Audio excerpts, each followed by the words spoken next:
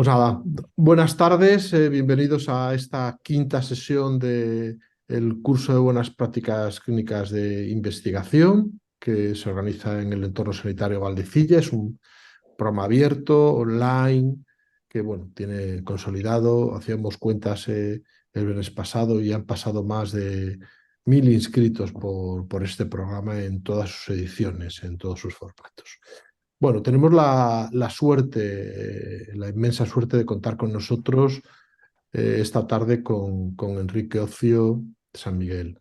Enrique es un hematólogo experto, jefe del servicio de hematología del hospital, eh, es profesor de la Universidad de Cantabria y sobre todo es un gran experto de referencia internacional en el ámbito del mieloma múltiple, una enfermedad hematológica, el tumor más frecuente del ámbito hematológico en personas ancianas.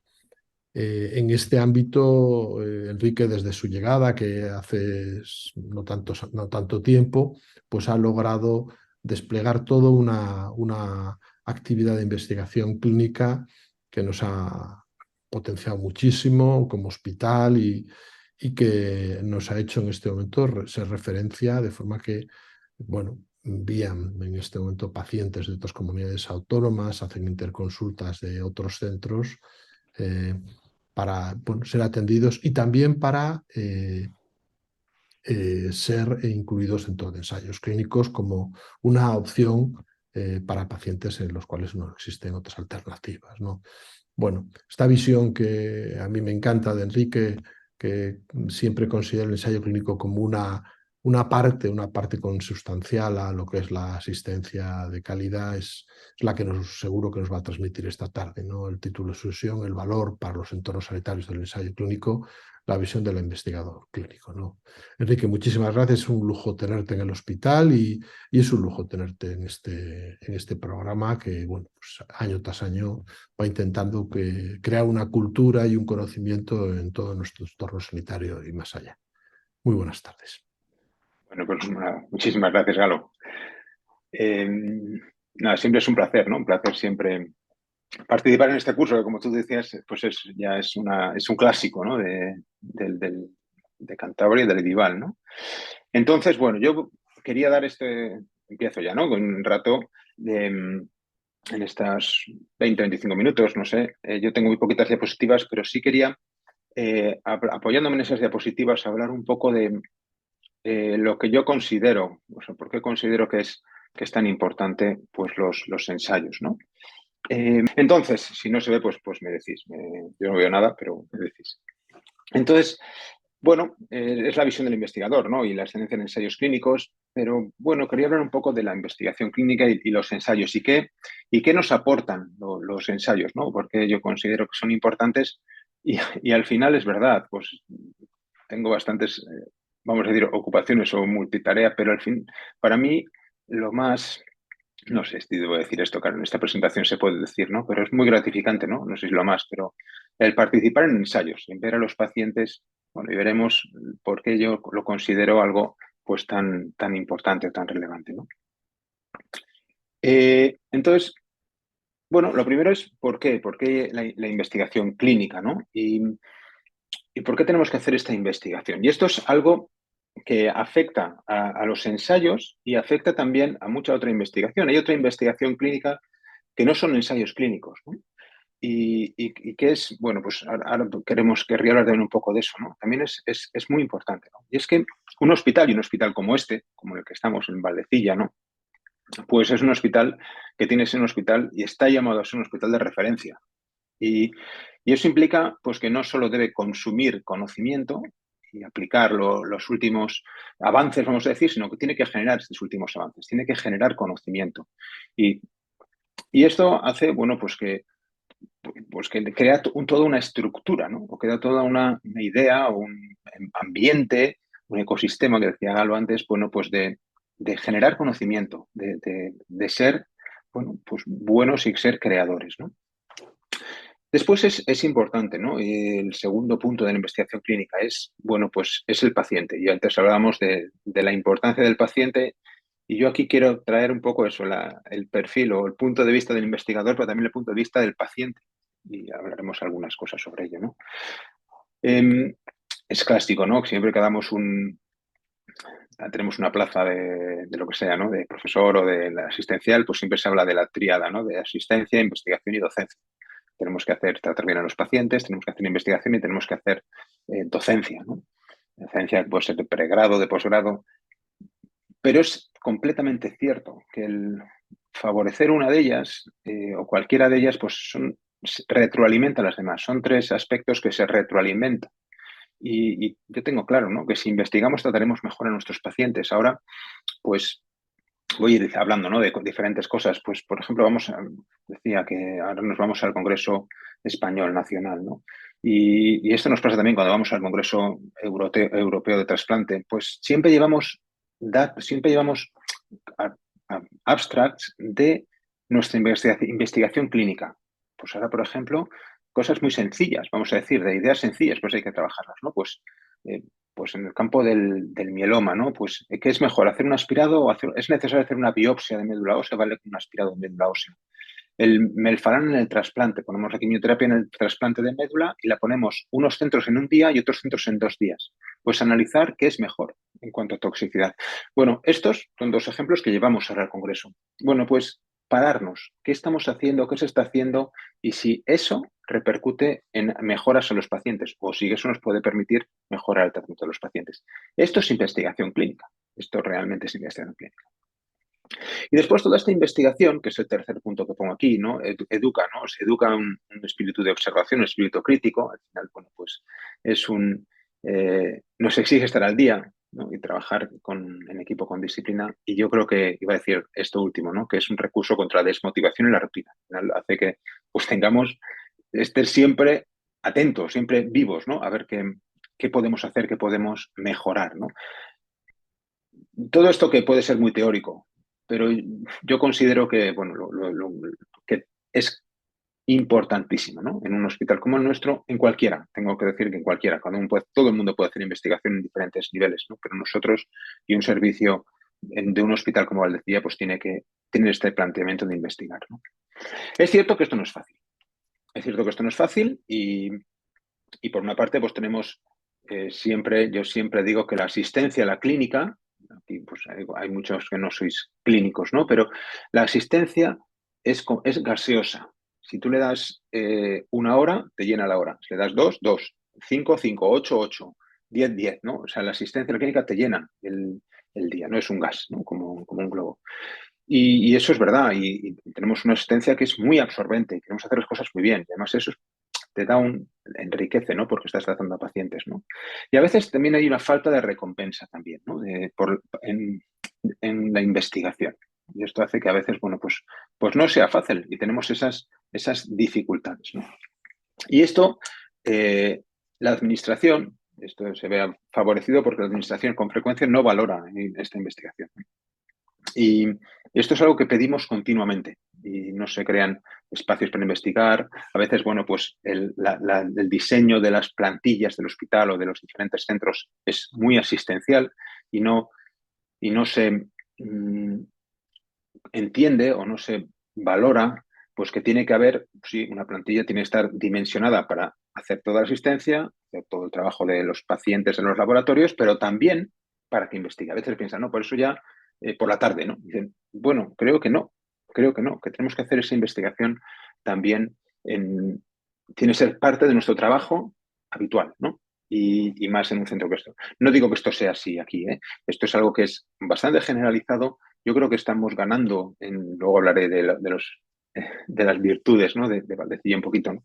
Pero creo que estamos ganando en esto y estamos dimensionando y viendo la importancia de la investigación y que tenemos que poner recursos para investigar, recursos dentro de pues de los médicos o de las enfermeras o de los técnicos o de tanta gente pues que está alrededor pues, de un servicio, ¿no? Bueno, para hacer todos estos datos, estos puntos que decía, ¿no? Bueno, y pasamos dentro de esta investigación clínica a una parte muy importante y es los ensayos clínicos, ¿no? Que es lo que nos trae aquí.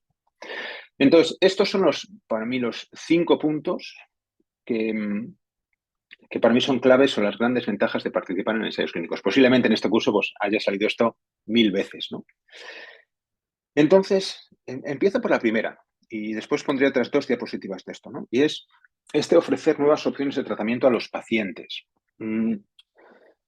Yo hoy he visto 15 pacientes en la consulta, han sido pocos, ¿no? Otros días, pero de esos 15 pacientes, dos terceras partes, incluso más, en mi caso un 70%, 60, 70, 80% de los pacientes de la consulta son pacientes que están en ensayos clínicos. Claro, y se lo explicó también al estudiante, ¿no? Que estaba conmigo, ¿no? De medicina.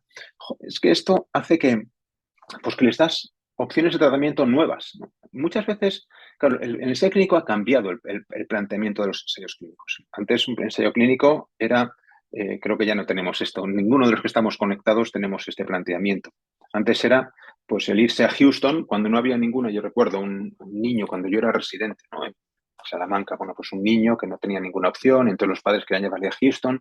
Y nosotros le recomendamos que no, porque era irse a Houston un viaje terrible sin opciones, ¿no? Porque realmente opciones eran mínimas, ¿no? Hoy eso ha cambiado. Un ensayo clínico hoy en día son pacientes que, ese concepto, ¿no? Que tenemos ahora, ¿no? De ensayo clínico, realmente estamos ofreciéndole lo mejor que hay en este momento a un paciente. Incluso pacientes de nuevo diagnóstico. La mayoría de los pacientes, muchos pacientes que he visto yo hoy son de nuevo diagnóstico, mielomas nuevos, en la primera línea de tratamiento. Y están recibiendo combinaciones que no podrían recibir si no estuvieran en un ensayo clínico, ¿no? O sea, son tratamientos muy optimizados, ¿no? Pongo ahí PS341. Esto se lo pregunto a los hematólogos jóvenes, ¿no? A veces no tan jóvenes. ¿Qué es el PS341? Bueno, pues el PS341 es el bortezomib. Hoy en día es uno de los tratamientos que ya hablábamos de nuevos fármacos, pues ya no es un nuevo fármaco, son tratamientos ya de los que utilizamos habitualmente para el paciente por un mieloma. Bueno, pues había un paciente que teníamos y decía, bueno, él estaba muy orgulloso y decía, dice, yo, cuando se aprobó el bortezomib en el año 2005, él decía, bueno, yo llevo recibiendo bortezomib o Belcade, que es un nombre comercial, desde hace años, cuando se llamaba PS341, decía él, ¿no? Claro, esto sigue pasando y hay muchos pacientes que reciben un tratamiento que son siglas durante años y después ese tratamiento se va a aprobar y es por la lenalidomida, que era este C4047, bueno, pues hay muchos otros y reciben esos tratamientos cuando ya están aprobados y lo reciben miles de pacientes aprobados, ¿no? Pero lo han recibido antes y se han beneficiado de ellos antes, ¿no? En el contexto de ensayos clínicos. Bueno, esto es claro. Luego pondré algún ejemplo más, ¿no? Por supuesto, el segundo punto, ¿no? Que contribuye al conocimiento científico. Decíamos antes que un gran hospital no tiene que consumir conocimiento, sino también generarlo. Y los ensayos es claro que contribuyen a este conocimiento científico, ¿no? Y a proponer nuevas estrategias. A veces un ensayo no solo es, bueno, a veces no, con mucha frecuencia, ¿no? Hacer podría haber traído yo aquí otro ejemplo, ¿no? Que nosotros, que podría, una pena, ¿no? Pero me he dado cuenta ahora. Bueno, no solo es utilizar un fármaco o demostrar si un fármaco funciona o no funciona, o esta combinación funciona o no funciona, o si es tóxica o no es tóxica. Muchas veces estamos respondiendo a preguntas, ¿no? Y preguntas como, ¿es mejor empezar con los dos fármacos a la vez? Y esto es un ensayo que estamos diseñando ahora mismo en colaboración con Bristol. Es decir, bueno, pues ¿es bueno empezar con dos fármacos a la vez o es mejor empezar con uno y después empezar con el otro? ¿Es bueno utilizar dexametasona en pacientes que reciben inmunoterapia, sabiendo que la dexametasona es inmunosupresor o no? Y vamos a utilizar dexametasona para intentar disminuir la neutropenia. ¿Se puede parar el tratamiento en un paciente que ha alcanzado una enfermedad mínima residual negativa? Una respuesta muy, muy profunda. ¿Podemos parar el tratamiento de una forma segura? ¿Podemos volver a reintroducir el tratamiento si ese paciente al que le hemos parado vuelve a aparecer un poquito la enfermedad? Y si le podemos seguir el tratamiento, ¿responderá de nuevo? Bueno, pues ahí podemos hacer muchas preguntas, ¿no? En el contexto de los ensayos clínicos. Y eso es lo que estamos ahora mismo diseñando y cada vez haciendo más. Después, también el ensayo pues, educa al médico en un modelo ideal de asistencia. Y esto siempre lo digo. Yo a mis enfermos, que veo muchos en ensayos, pero trato a todos los enfermos como si estuvieran en ensayos. Y esto porque al final te crea una idea, una estructura mental que lo utilizas para todos los enfermos. Y eso creo que es muy bueno, muy bueno. Es una de las cosas de los puntos que nosotros a los enfermos que van a participar en ensayos se lo decimos. Y es que va a estar mucho más controlado, va a estar todo más pautado, más reglado. Bien, entonces, creo que educamos y tenemos ese modelo y que es un poco ideal, ¿no? Que es el de los ensayos. Por supuesto, logra un importante ahorro económico para la institución. Esto saldrá y no voy a profundizar más ahora, pero lo veremos luego. Y contribuye al prestigio de la institución, ¿no? Y, lógicamente, pues si nosotros pensamos en algunos centros, ¿no? Por supuesto, el Sloan Kettering, aquí vemos al Vall d'Hebron, al Clinical, hay muchos centros que realmente uno de sus puntos más fuertes son los ensayos clínicos. Y es lo que hace, dice, bueno, lógicamente al final esto es causa y consecuencia, pero los ensayos en muchos de estos centros son, dices, bueno, es que claro, son ensayos punteros en ensayos clínicos, ¿no? Y eso tenemos que valorarlo y verlo así, ¿no? Dos pinceladas más de una de los pacientes y otra del ahorro económico, ¿no? Entonces, ahorro y, vamos a decir, y beneficio económico, porque no solo es ahorro, ¿eh? Primero es en los pacientes. Bueno, pues esto es el tratamiento del mieloma. El tratamiento del mieloma. Bueno, pues hasta el año 2000, quimioterapia básicamente. Después, a partir del año 2000, hay una revolución en el tratamiento del cáncer, ¿no? En general, y es la que aparecen las terapias dirigidas, ¿no? Y aparece pues el Glivec para el imatinib, para la amiloide crónica, el Herceptin para el cáncer de mama y el rituximab, que fue el primero, que hay una discusión ahí, para los linfomas, ¿no? Como terapias dirigidas, diferentes a la quimioterapia. ¿Qué ha pasado en el mieloma múltiple? Pues iba a preguntar, ¿saben cuántos fármacos? Bueno, pero lo pongo abajo, ¿no? 18 fármacos nuevos aprobados para el tratamiento del mieloma en los últimos 20 años. 18. Diferentes revoluciones, esto ha cambiado radicalmente el mieloma. Bueno, pues yo puedo decir que prácticamente en todos, yo he participado, bueno, yo, no voy a decir yo, ¿no? No es que sea yo, pero sí en el Grupo Español de Mieloma, que yo creo que es lo correcto, ha participado en el desarrollo y hemos podido utilizarlos antes de su aprobación, ¿no? De hecho, muchos de ellos están aprobados, pero todavía no están financiados y no están disponibles. De hecho, muchos de ellos no están disponibles en España todavía porque no tienen precio reembolso. Pero en muchos de ellos nuestros pacientes en España se han beneficiado de estos tratamientos antes, ¿no? Bueno, esto lógicamente es clave. Y este es un ejemplo, pues ahora vemos la era de la terapia, de la inmunoterapia, ¿no? Que es en la que estamos ahora. Este es un ejemplo de un paciente con mieloma, ¿no? Y es un paciente de 49 años que, bueno, pues que se diagnosticó esto ya, como vemos, estamos en el año 2011, ¿no? No es las fechas que pone la gráfica, ¿no? Bueno, pues se diagnosticó en el 2010, ¿no? Bueno, en Palencia, de hecho, un paciente de Palencia. Yo lo traté cuando yo estaba en Salamanca.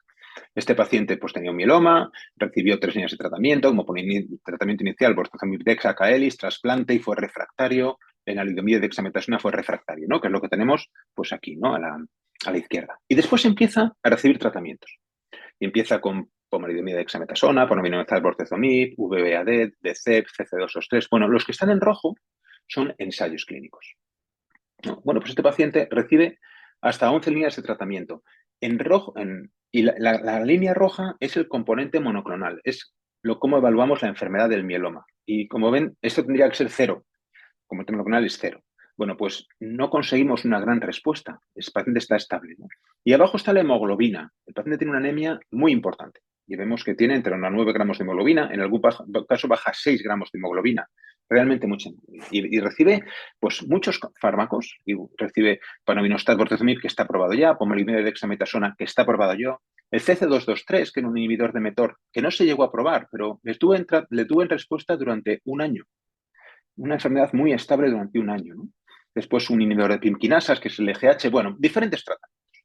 Hasta que, después de 11 días de tratamiento, ahí, en esa última fecha que ponemos ahí, el paciente entró en un ensayo con lenadexa y pembrolizumab, que es un fármaco que activa el sistema inmune.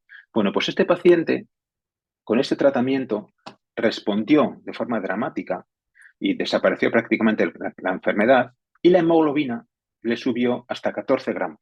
Es decir, tenía un mieloma que era muy activo porque estaba produciendo mucha anemia y después de muchos ensayos recibió 1. Después de 5, él decía, yo soy un conejillo de Indias, decía en buen sentido, ¿no? Es decir, bueno, pues al final este paciente respondió. Después volvió a progresar y volvió a entrar en otro ensayo que es con daratumumab subcutáneo. Hoy es el daratumumab es un tratamiento clave en el mieloma. Pues en este momento el paciente lo recibe en un ensayo clínico y volvió a responder, ¿no? Bueno, y así el paciente sigue en ensayos clínicos, sigue en Salamanca, ¿no? Bueno, pues esto es un ejemplo, ¿no? De un paciente que, gracias a los ensayos clínicos, de 49 años, muy joven, ahora ya no tiene 49, bueno, pues vemos al final, lo mantenemos hasta que damos con uno que realmente responde. De aquí podemos decir, o puedo decir otra cosa. Este paciente fue el primer paciente del mundo que recibió lenalidomida dexa y pembrolizumab.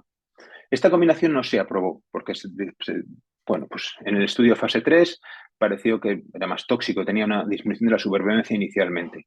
Y este fue el primer paciente del mundo que, cuando hizo esta respuesta, realmente el paciente tuvo un fracaso renal. ¿Por qué? Por la pura respuesta de la enfermedad, la pura destrucción de las células, ¿no? Yo mantuve, hablaba en este caso, bueno, con que teníamos que seguir el tratamiento, porque este paciente estaba respondiendo a esta combinación de una forma dramática. Bueno, al final nos permitieron continuar y este paciente estuvo mucho tiempo, ¿no? Bueno, pues al final yo digo, bueno, esta combinación funciona.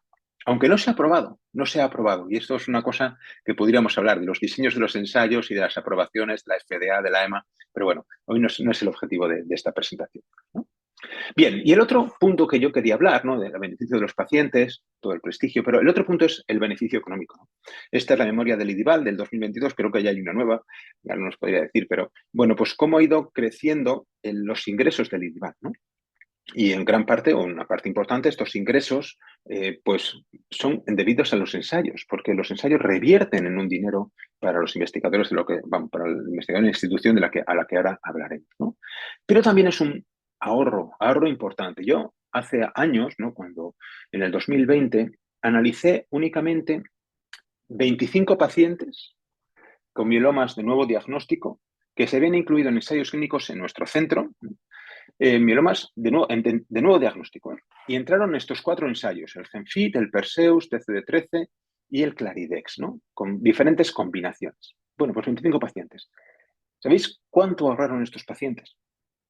Estos pacientes ahorraron en torno a 100.000 euros al mes. Solo vamos a estos 25 pacientes en estos 4 ensayos, ¿no? Además recibían tratamiento por valor mucho más alto, porque reciben combinaciones que en este caso, en este momento, no estaban aprobadas, ¿no? Y irán mucho más. Pero si hubieran recibido el tratamiento aprobado en ese momento, 100.000 euros de ahorro mensuales, ¿no?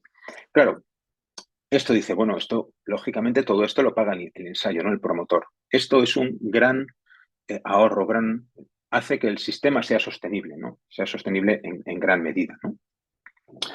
Bien, bueno, pues estas son las ventajas, ¿no? Pero lógicamente también el ensayo tiene sus limitaciones y es que primero necesitamos una estructura. Esto es los datos cuando yo vine aquí, ¿no? Y hablábamos de esto, ¿no? Y cómo creamos la unidad de ensayos y esta diapositiva, pues me hizo mucha ilusión hacerla, la verdad, porque cómo se había diseñado y desarrollado la unidad de ensayos clínicos de hematología del Hospital de Salamanca, ¿no? En este caso era Salamanca.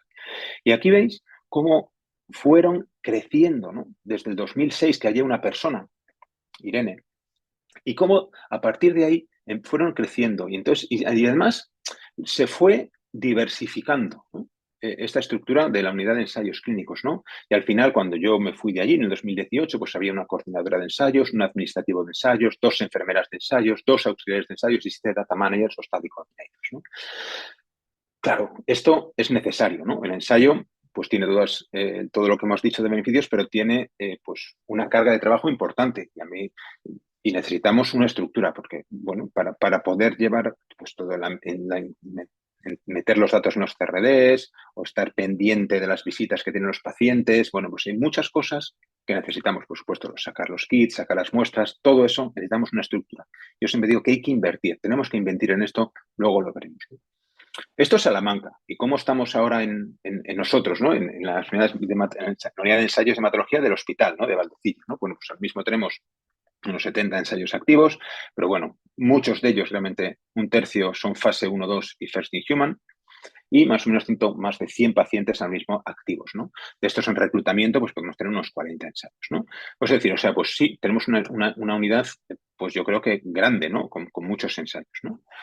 A ver, bueno, voy a pasar, se me ha pasado aquí una cosa, ¿no? Pero bueno, luego lo vamos a decir también, pero ¿qué personal tenemos, no? Pues ya tenemos una coordinadora de ensayos, 6 coordinadores study coordinators, que son coordinadores de ensayos, y además estos los distribuimos por enfermedades, no para mieloma, linfoma, mieloide, otros para trasplante, bueno, para que cada uno tenga su expertise, ¿no? O que sepan de los pacientes que estamos viendo, que estamos tratando, ¿no? 3 data entry y un administrativo, ¿no? Bueno, pues una coordinación. ¿Cómo se va? ¿Esto de dónde sale, no? Y esto sale de la financiación por los propios ensayos, ¿no? Todos los ingresos que nosotros tenemos, como sabéis, pues los ensayos pues tienen una memoria económica, de esa memoria económica pues una parte va para la institución, otra parte va para el investigador, ¿no? Investigador principal del ensayo, y otra parte va aproximadamente tercio, tercio y tercio, ¿no? Y otra parte va para el grupo de investigación, ¿no? Bueno, pues en nuestro caso, la parte de la investigación y del grupo de investigación, en el caso de hematología, pues todos esos ingresos revierten, van para el grupo de investigación de hematología, ¿no? O sea, que el investigador, pues, podría, ¿no? Y es lícito totalmente, ¿no? Pues, por todo este trabajo, pues, tener ese dinero, ¿no? Ese tercio del dinero de los ensayos. Bueno, nosotros todo eso revierte. ¿Por qué? Porque consideramos que con esto podemos hacer lo que necesitamos ese dinero es para crear estructura. Y es lo que estamos haciendo, ¿no? Crear toda esta estructura que no solo es de ensayos, ¿no? Porque eso también nos permite crear una estructura de investigación en el hospital. Y tenemos contratadas a personas para hacer calidad, y hacer las acreditaciones por la ISO, por ejemplo, del laboratorio, o JC para el trasplante. Tenemos personas contratadas para hacer investigación preclínica en dos laboratorios que tenemos del IDIVAL, para Sulpán y Patricia Maiso. Bueno, pues eso hace que generar una estructura de investigación en el hospital, ¿no? Y después es muy importante, ¿no? La colaboración. La colaboración, por supuesto, con toda la estructura del DIVAL, de ensayos, ¿no? y de apoyo a la investigación, con la unidad de ensayos clínicos del hospital y con otros servicios. Y creo que es clave, ¿no? Al final esto, los ensayos también nos hacen pues, que seamos pues uno, ¿no? Y trabajar muy en equipo, ¿no? Y después también, pues nuestra unidad, que aparece aquí más tarde, pero bueno, está acreditada pues también para fases, ¿no? Para fases 1 de hematología por Novartis, por Janssen, por Bristol. Y tenemos fases 1 en marcha con Sanofi Roche, muchos de ellos son First in Human, como decía, y también First in Human, y tenemos también muchas acreditaciones para terapia celular, ¿no? Ahora mismo por Bristol, por Janssen. Bueno, pues tenemos esas acreditaciones bueno, pues que son claves, ¿no? Gilead también, Novartis, bueno, pues para hacer diferentes ensayos, ¿no? Y yo, bueno, pues más o menos yo voy acabando, ¿no? Pero creo que tenemos la base, decíamos antes, para convertir a Cantabria en un centro de referencia de ensayos. ¿Qué tenemos que conseguir? Luego hablaré un poquito de la base. Bueno, yo creo que para convertir a Cantabria en el centro de referencia tenemos que ser los mejores. Este ser los mejores lógicamente, es muy pretencioso, ¿no? Pero tenemos que tender, yo lo digo a veces, tenemos que ser los mejores, ¿no? Bueno, pues es un terreno muy competitivo, de excelencia, y no es por ser los mejores y por tener la medalla, ¿no? Sino porque yo creo que es la forma de decir, bueno, es que tenemos que hacer las cosas bien. Yo estoy muy obsesionado con las métricas, ¿no? Y eso lo saben las personas de ensayos, ¿no? Tenemos que tener, no, cero queries, bueno, cero. Tenemos que tener los datos metidos en el momento. O sea, ser buenos, ¿no? Ser pues realmente muy competitivos y cuando se nos pide algo de tiempos, de plazos, tenemos que cumplirlo, ¿no?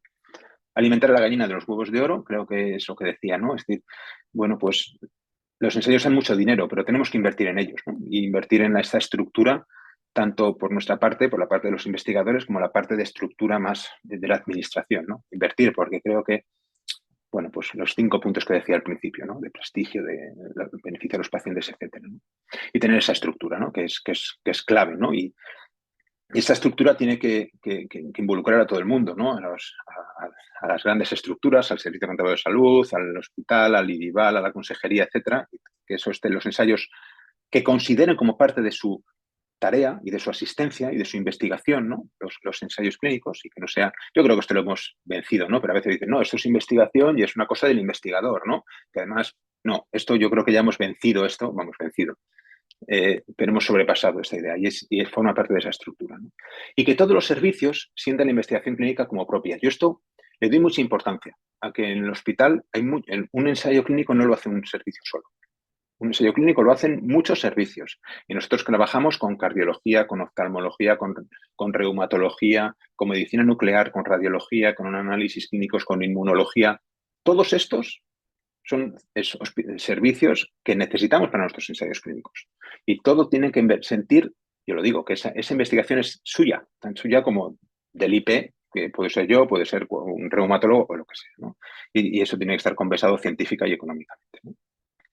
Y decíamos de la base, ¿no? Pues yo creo que tenemos un servicio, un hospital con servicios con mucha autoridad, cada uno en su campo, ¿no? Y creo que en el campo de los ensayos clínicos, lo decía antes Galo, ¿no? Pues creo que tenemos muchos servicios con esta autoridad en el hospital. Hay también servicios, bueno, pues que tienen muchos de estos, ¿no? Esa estructura de gestión. de ensayos con 10-20 personas y financiada en muchos casos por ese dinero obtenido de los propios ensayos. Bueno, tenemos la estructura, ¿no? Y creo que el apoyo, ¿no? La unidad de ensayos clínicos del hospital también tiene prestigio, ¿no? Tiene muchas acreditaciones fase 1 por diferentes empresas, se hizo ensayos muy novedosos con vacunas, etcétera, ¿no? Y después ya somos centro de referencia, ¿no? Ya somos centro de referencia de trasplante hematopoyético y trasplante de órganos sólidos para el norte de España, y tenemos que referirnos. Y también cada vez más somos centro de referencia para ensayos, ¿no? Para el norte de España, ¿no? Yo creo que esto es un poco la visión que yo tengo, ¿no? Un poco apasionada, es verdad, puede ser, pero para mí, pues, bueno, pues esto, la investigación clínica en los ensayos es una forma de hacer asistencia que beneficia a todos, ¿no? Beneficia al investigador, beneficia a la institución, beneficia a la sociedad y, por supuesto, beneficia a los pacientes, ¿no? Y así acabo, que es una buena forma de terminar. Así que muchas gracias.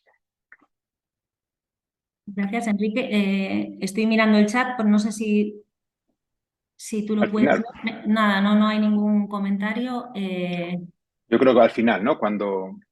Como quieras, yo creo que estos días lo que hemos estado haciendo es que después de cada sesión, para que no se haga tan largo, y también para coger un poco de descanso entre tema y tema, y para no esperar hasta el final a acumularlo todo. Perfecto. Entonces, no sé si alguien tiene alguna cosa, yo creo que el momento sería ahora y así ya pues continúo yo con las dos siguientes charlas.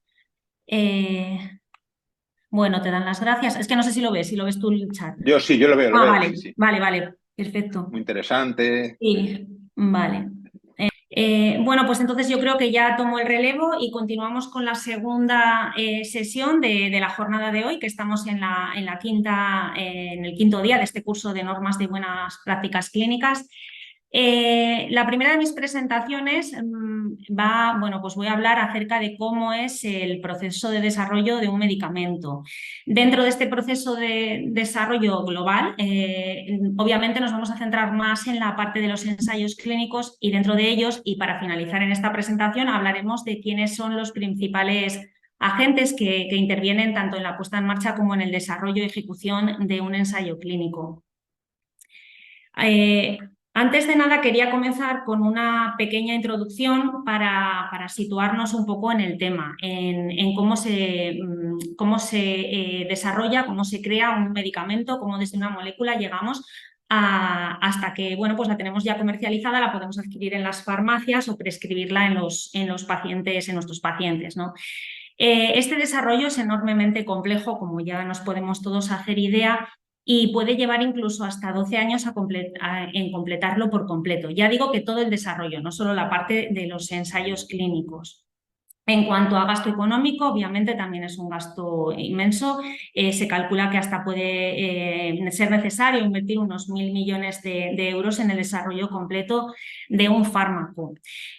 ¿Por qué ocurre esto? Bueno, pues de cada aproximadamente entre 8.000 y 10.000 moléculas con las que se comienza la investigación, solamente de ellas el 2% llegará a finalizar todo el proceso de desarrollo.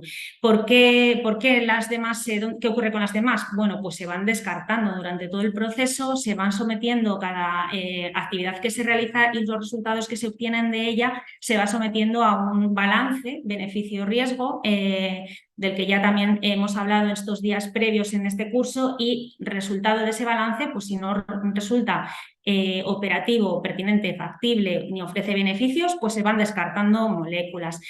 Por eso la que finalmente completa el desarrollo tiene que cubrir los costes no solo de su propio desarrollo, sino de todos esos fails que ha habido por el camino. Eso explica, por ejemplo, esos precios que el doctor Ocio nos ha mostrado en algunos tratamientos en su presentación anterior. En esta línea del tiempo vemos representado un poco todo el desarrollo que os digo, aunque lo que más nos importe sea esta parte de ensayos clínicos, también hay una parte preclínica inicial que también puede llevar incluso 3-6 años de desarrollarla. ¿Qué es lo que marca el paso entre la fase preclínica y la clínica? Pues la utilización de esa molécula, de ese candidato a fármaco, por primera vez en seres humanos. Ese sería el comienzo de la fase clínica. Aquí veis representado este reposicionamiento de fármacos, que serían todas esas moléculas que se van descartando y que no continúan su desarrollo. Esta diapositiva viene a representar un poquito lo mismo, más visual, y aquí vemos cómo pues, eso de 8.000, 10.000 moléculas que decía yo antes se van descartando hasta que finalmente a los ensayos clínicos llegan unas poquitas y a la aprobación y a la comercialización pues a lo sumo una o dos. A esta diapositiva volveré para irnos posicionando según avanzamos en el desarrollo que os comento. Bueno, la decisión de inversión, ya para terminar la introducción, sería el someter cada actividad y los resultados de cada actividad un poco a análisis para ver si se considera pertinente y factible pasar a la fase siguiente. Y eso se denomina decisión de inversión. Inversión no solamente en términos económicos, sino también en términos de recursos, de personal, de esfuerzos, etcétera. Cuando toda esta información de los ensayos preclínicos se somete se prepara un dossier de toda la información que se ha obtenido, bueno, pasamos a la fase preclínica. Al contrario de lo que puede parecer que, o al menos eso me pasaba a mí, que yo pensaba que todo se inicia a partir de una molécula, un posible fármaco y se le buscan utilidades terapéuticas. No sucede así. La fase preclínica, el inicio del desarrollo de un medicamento, ocurre en un laboratorio que puede ser de la industria farmacéutica, puede ser de la universidad, durante el estudio de una enfermedad. Todo comienza por estudiar una patología que tenga necesidades sin cubrir, es decir, que no haya opciones terapéuticas buenas, lo suficientemente eficaces, o que las que existen tengan unos efectos secundarios pues, que hacen un poco difícil su utilización, ¿no? Entonces, yo lo comparo un poco como si fuese, o sea, dentro de esa enfermedad que estamos estudiando se buscan dianas terapéuticas. Pues si hay déficit de producción de una sustancia, si hay sobreexpresión de receptores o hay mutaciones. Y sobre esas dianas terapéuticas lo que se buscan son moléculas que interaccionen con ellas, como si fuese pues, una casa, un edificio, y lo que buscamos son llaves o cerraduras o cerrojos en los que podamos llegar a entrar a interaccionar con esas dianas terapéuticas. Aquí no voy a entrar, se hacen pues, síntesis de moléculas, se utiliza pues, tecnología bioinformática, se van produciendo estas sustancias que tienen capacidad para interaccionar con la diana terapéutica, y de ellas se van escogiendo las que tienen mejores propiedades, pues por estabilidad, por biodisponibilidad, etcétera, y se seleccionan pues, los cabezas de líderes con los que ir siguiendo el desarrollo del posible fármaco que estamos buscando.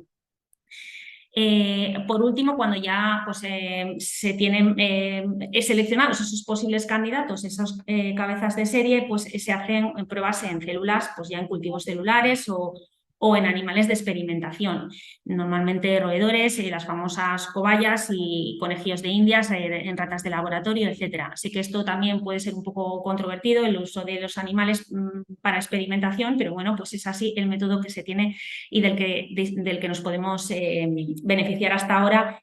Por supuesto, también bajo unas normas de buenas prácticas, en este caso serían buenas prácticas de laboratorio.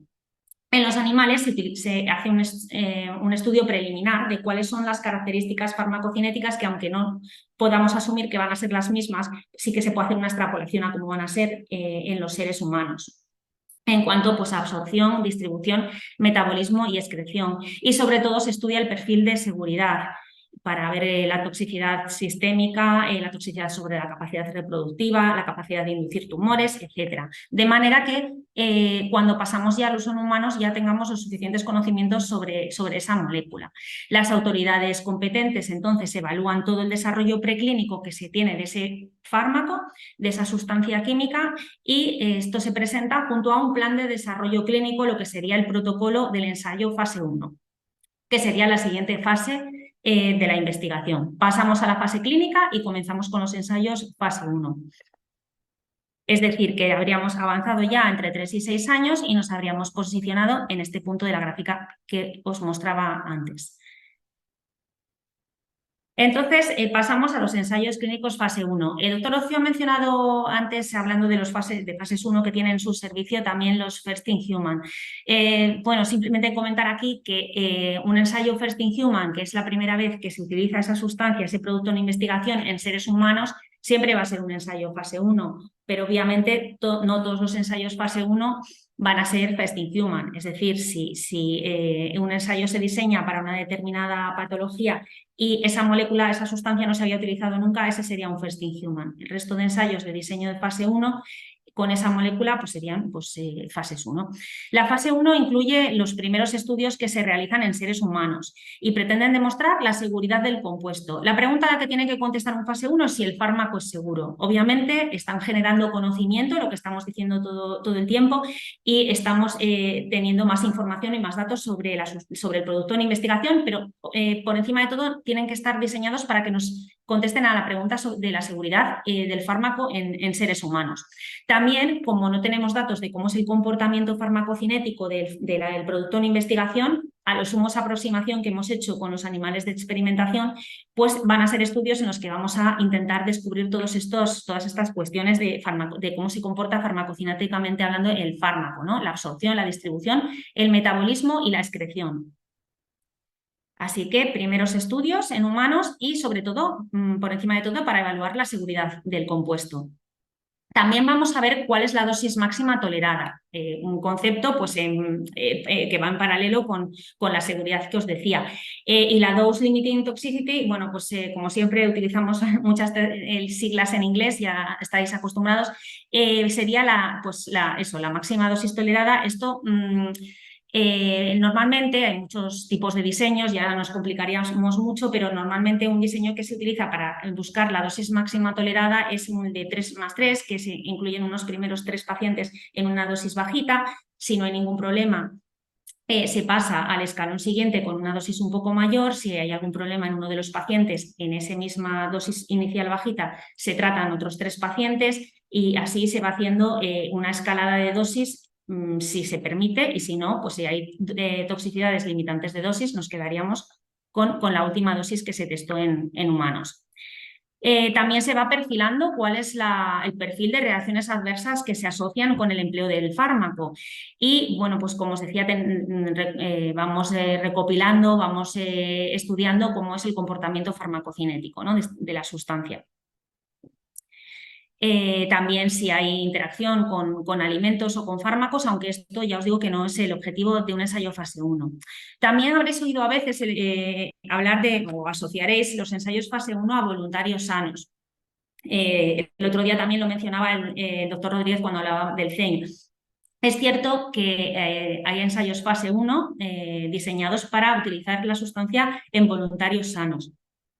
Un voluntario sano sería pues, una persona que, según los datos de que disponemos, no tiene ninguna patología relevante o no la tiene en relación con la indicación para la que estamos buscando el fármaco que queremos que se está desarrollando, que sus parámetros corporales, su superficie corporal, el peso, está dentro de unos determinados estándares. Esto se hace así porque como aún no se conoce muy bien cómo es el comportamiento o cómo es la farmacocinética del fármaco, pues para unificar y homogeneizar la población sobre la que hacemos el ensayo. Obviamente que tengan un estado mental para colaborar y para otorgar el consentimiento.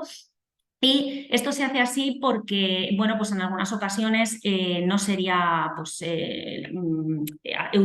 probar el fármaco en pacientes, pues los síntomas del paciente podrían confundir sobre los síntomas posibles toxicidades que presentase el fármaco, o para no someter a los pacientes, a enfermos, a las múltiples visitas que conlleva realizar un ensayo fase 1, múltiples analíticas, electros, etcétera, porque obviamente como estamos buscando seguridad en los fases 1, la cantidad de pruebas que se realiza pues es importante. Entonces, en algunos ensayos con fármacos de determinadas características se hacen en voluntarios sanos que colaboran altruistamente, pues porque tienen ese espíritu altruista, o porque quieren sentirse parte de la ciencia, o bueno, por motivos diversos, a veces porque están relacionados en su entorno con personal sanitario y están más concienciados, porque han tenido familiares enfermos, etcétera. Pero obviamente en muchas ocasiones, como ocurre en oncología o en hematología, no se puede testar el fármaco en voluntarios sanos porque no sería ético. Me refiero a fármacos en los que se espera una toxicidad importante que no compensa, no sería de recibo utilizarlos o probarlos en voluntarios sanos. Sobre todo, pues eso, los tratamientos oncológicos o los antirretrovirales, los antiepilépticos. En esos casos siempre vamos a hacer los ensayos fase 1 en pacientes. Por los requerimientos de exigencia, de complejidad, etcétera, que entraña el realizar un ensayo fase 1, que es el que es de más excelencia, digamos, no todos los centros están capacitados, están acreditados para realizar ensayos en fase 1. Se realizan en instalaciones adecuadas, que tengan unas normas estrictas de seguridad, normalmente en hospitales. Fundamentalmente. Se requiere que tengan fácil acceso a servicios de emergencias, que el personal esté cualificado y que esté entrenado tanto en el protocolo como en maniobras de reanimación, de resucitación o en actuar ante posibles situaciones de emergencia. Por supuesto, tienen que tener unos procedimientos normalizados de trabajo y el equipamiento ante emergencias, como os decía. Con todo esto ya os podéis hacer idea de que los ensayos fase 1 pues, incluyen un número pequeño de pacientes. Normalmente hablamos de decenas de pacientes. Y tanto porque son pocos pacientes como porque los criterios que exigen para su realización son bastante exigentes, pues se realizan en pocos centros. Esta es una vista de la unidad de ensayos clínicos Valdecilla, en donde yo trabajo, y que estamos en el pabellón 15, planta baja. Para quien no lo sepa, esta sería otra visual. Como veis, tenemos el espacio dividido en boxes con los sillones con monitor de constantes. Los sillones se pueden poner en posición horizontal rápidamente si tuviésemos que reanimar a un paciente si hubiera alguna eventualidad, y con un control central para permitir acceso visual a todos los puestos. Bueno, completado un ensayo clínico fase 1, presentada toda la documentación, siendo positiva la evaluación beneficio-riesgo, si las autoridades competentes están de acuerdo con ello y lo evalúan positivamente, se pasaría a un ensayo clínico fase 2. A veces ocurre solapamiento entre las fases 1 y 2, cuando ya se tienen suficientes datos de un fase 1 que no esté completado por completo, se puede también autorizar el inicio de un ensayo clínico fase 2. Esto tuvo su máxima expresión, por ejemplo, en los ensayos clínicos en la carrera por la búsqueda de la vacuna de COVID, ¿no? Ante esa situación de emergencia, que estos 10 años que os decía yo que podía llevar el desarrollo de un fármaco se acortaron mucho más. Una de las estrategias fue permitir el que se solapasen las fases de los ensayos. El ensayo clínico fase 2 principalmente tiene que contestar la pregunta de si el fármaco es eficaz. Lo que buscamos es eficacia del compuesto. Se llaman también ensayos de búsqueda de dosis porque pretendemos ver si es eficaz y a qué dosis.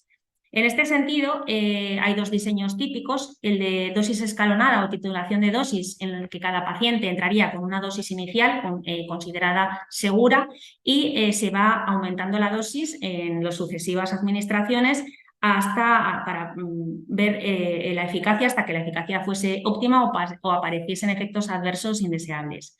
Otro diseño sería que los pacientes que entran en un determinado momento, en una determinada cohorte, entran con una dosis, pero ellos van a seguir con esa misma dosis todo el tiempo. Mientras que los pacientes que entran más adelante, una vez se tienen datos iniciales sobre esa primera cohorte, pues entrarán con una dosis mayor. Se va viendo cuál es la relación entre la dosis y la concentración del fármaco y la eficacia, ¿no? Hemos dicho que en fase 2 busca ver pues, si el fármaco funciona. Obviamente aquí ya no hay voluntarios sanos. Aquí siempre sí o sí se van a realizar en pacientes que tengan la patología de la indicación, o sea, cuyo fármaco estamos estudiando, ¿no?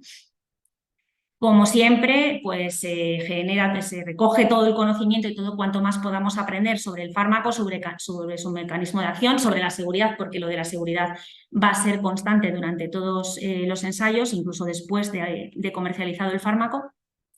Y el número de pacientes que se incluyen en un fase 2 sería ya de centenas, unas pocas, de entre 100 y 500 pacientes puede ser el número de pacientes que entran en un ensayo fase 2. Tienen que cumplir unos criterios de inclusión y exclusión muy restrictivos para asegurar que, que todos los pacientes tienen unas determinadas condiciones y es una población homogénea. Continuamos avanzando con el desarrollo de los fármacos, de nuestro fármaco, y pasamos al ensayo clínico fase 3. Aquí la respuesta a la que tiene que contestar un ensayo fase 3 sería, vale, hemos visto la eficacia en el fase 2, pero ¿es más eficaz que las herramientas terapéuticas que ya tenemos? ¿Aporta algo al tratamiento de esta patología? Además, el ensayo fase 3 tiene la responsabilidad de que es el último que se realiza antes de que se consiga la aprobación, si se consigue la aprobación por las agencias, por las autoridades competentes.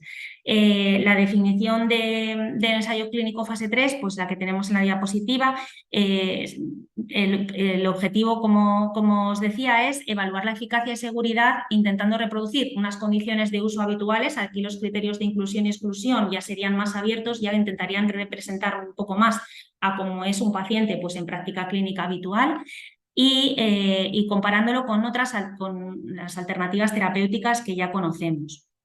Deben ser preferentemente controlados y aleatorizados, que ahora vamos a ver en qué consiste eso.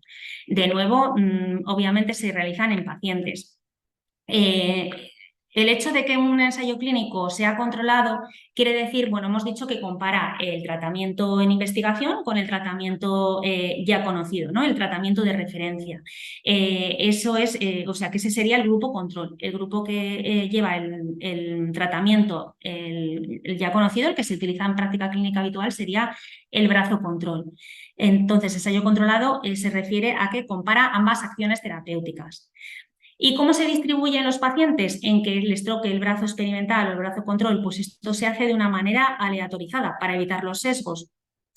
Obviamente no es el investigador el que decide qué se le da a cada paciente, pues entonces yo creo que en la mayoría de las ocasiones escogeríamos el tratamiento experimental. Sino que se hace por algún sistema objetivo y aséptico que distribuye a los pacientes, digamos, al azar. A veces se incluyen también en la aleatorización unos factores de estratificación para, por ejemplo, pues el sexo, la edad, la región geográfica se incluyen en la patología para evitar que, pues, por ejemplo, que en el brazo experimental por azar hayan caído muchas más mujeres que en el brazo control. O sea, homogeneizar que la población, aunque esté distribuida al azar, esté distribuida de una manera homogénea, equilibrada, que las dos poblaciones sean similares para minimizar los sesgos. Este sistema de aleatorización normalmente se hace a través de plataformas webs. Normalmente nosotros decimos IVRS, aludiendo al término antiguo de Interactive Voice, cuando se hacía por teléfono, pero ahora se hace pues, a través de una página web a la que se le dan ciertos datos y ella pues, nos devuelve pues, el número, como he puesto en este ejemplo, el número de randomización, el número de identificación del paciente, 246, y le ha tocado el grupo A. Y este sistema también se utilizaría para asignar la medicación de cada administración, ¿no? También decía la definición de ensayo clínico fase 3 que es preferible que sean ciegos. El ser ciego en un ensayo quiere decir que se desconoce a qué pacientes se les administra el brazo control y el brazo experimental. Esto también reduce sesgos. Cuando estamos evaluando, por ejemplo, efectos adversos de un paciente al que sabemos que le hemos dado placebo, pues lo vamos a evaluar de una manera distinta por este componente subjetivo de que si sabemos que está recibiendo el fármaco en experimentación, ¿no? Sería simple ciego si el paciente es el único que desconoce qué tratamiento se le ha asignado. El doble ciego es lo más habitual, que ni nosotros, ni los investigadores, ni el paciente sabe qué tratamiento se está empleando. O triple ciego, bueno, sí también un poco lo sabe quien analiza los datos. El placebo se utiliza cuando no hay una alternativa terapéutica para darle al brazo control, o bien porque se asocia, porque el tratamiento en experimentación se asocia al tratamiento de referencia. Si asociamos el tratamiento de referencia y el fármaco en experimentación, sabemos quiénes están recibiendo el fármaco en experimentación, obviamente. Entonces eso se ciega, se enmascara administrando placebo, que sería como dar unos pacientes con el tratamiento de referencia más o sea, con o sin el fármaco en experimentación. Como no queremos saberlo para que no nos influya y para que no causemos sesgos, pues se administra placebo. Una sustancia que imita a las cualidades del medicamento, si es una pastilla, pues imita su forma, su color, etcétera, o si es una solución, pues lo mismo, pero que no tiene actividad biológica. A veces, bueno, pues a veces las cuestiones del placebo también pues tienen unos problemas éticos que, bueno, pues que también hay que tener en cuenta y que son pues cuestiones a debatir a veces por los comités de ética, ¿no? En ensayos clínicos, el diseño de los ensayos clínicos fase 3, pues de los más típicos pueden ser un diseño en paralelo en el que cada paciente recibe el fármaco que se le ha asignado, el experimental o el brazo control, y continúa con él pues hasta que defina el protocolo del ensayo, ¿no? Y grupos cruzados sería si los pacientes comienzan por un brazo de tratamiento, el que se le haya asignado por el IVRS, pero en algún momento temporal, y depende de los criterios que haya establecido el protocolo, pasan al otro brazo, al que no les tocó de inicio. Esto permite un poco también que el paciente, o sea, comparar intrapaciente el efecto del tratamiento. Y como os decía, el ensayo clínico fase 3 es el último que se realiza ya antes de solicitar la autorización del fármaco y de comercializarlo. Y de ahí, pues eso, tienen una responsabilidad extra y, bueno, pues para algunos investigadores es el paradigma de la investigación clínica, pero no hay que perder siempre el objetivo de que lo más importante es curar o mejorar al enfermo. Se genera conocimiento, se hace ciencia, pero por encima de todo se hace asistencia. Hemos avanzado ya casi han pasado 12 años desde que empezó la búsqueda de esas moléculas iniciales y estamos ya en el punto pues, de que se analicen los resultados, que se divulguen, porque como hablaba el otro día también Fernando Rodríguez, pues los resultados de los estudios, sean positivos o sean negativos, hay que hacer difusión y hay que comunicarlos. Si ha sido positivo y procede solicitar la autorización, se solicita a las autoridades competentes, en el caso de Europa, pues a la Agencia Europea del Medicamento, se negocia el precio, se comercializa, que esto también es un proceso que lleva también unos años, que también suman a ese conjunto de hasta 12 años que os decía al inicio de la presentación. Una vez comercializado el fármaco, todavía pues, hay aspectos de él que podemos no conocer, porque hay efectos adversos, por ejemplo, que son de frecuencias muy raras, que aparecen 1 cada 10.000 pacientes y que en la población de pacientes que hemos tenido en los ensayos pues no ha sido lo suficiente a veces para detectarlos. De hecho, medicamentos ya comercializados a veces hay que retirarlos por este contratiempo, ¿no? Como ocurrió con la talidomida. Y también porque hay que seguir estudiando pues, su toxicidad. Creo que en alguna de estas sesiones también se hablará de la notificación de las reacciones adversas a medicamentos, así que tampoco voy a entrar en ello. Y entonces pasamos a la última parte de esta primera charla, que serían en estos ensayos clínicos, en la fase de los ensayos clínicos, quiénes son los principales agentes implicados en su realización.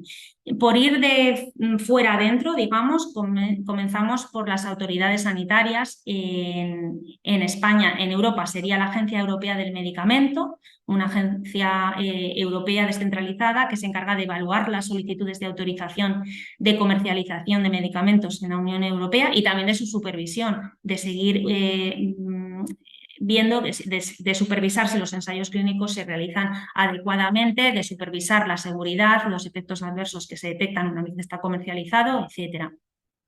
A nivel de España tendríamos la Agencia Española de Medicamentos y Productos Sanitarios, normalmente nos vamos a referir a ella, o yo lo voy a hacer como la agencia para no intoxicar tanto las frases. La agencia depende del Ministerio de Sanidad, Servicios Sociales e Igualdad, bueno, y sería la autoridad competente para autorizar la realización de ensayos clínicos en España. A continuación, pues he situado las estructuras de soporte, como por ejemplo el Instituto IDIVAL. Bueno, pues yo creo que todos los que estamos participando de un modo u otro en este curso conocemos el IDIVAL y conocemos las actividades que realiza para promover la investigación como pues, tanto el desarrollo científico, docente, social y económico. En tercer lugar, el Comité de Ética en Investigación con Medicamentos y Productos Sanitarios de Cantabria. El otro día hemos tenido una sesión específica para hablar de ello, así que tampoco me voy a detener más en él. En cuarto lugar, pues el promotor, que he puesto la industria farmacéutica porque con todo esto que hemos visto, lo complejo que es desarrollar un medicamento, lo complejos que son los ensayos clínicos, ponerlos en marcha, ejecutarlos, el 80%, entre el 75 y 80% de los ensayos clínicos que se realizan son promovidos por la industria. En los casos en los que no, pues pueden venir ensayos clínicos de grupos cooperativos o de investigadores, pues, por ejemplo, tesis, etcétera, pero en la mayoría de los casos es la industria farmacéutica. También hay una charla, una de estas sesiones acerca de los promotores de OSI, que tampoco me detendré en ellos.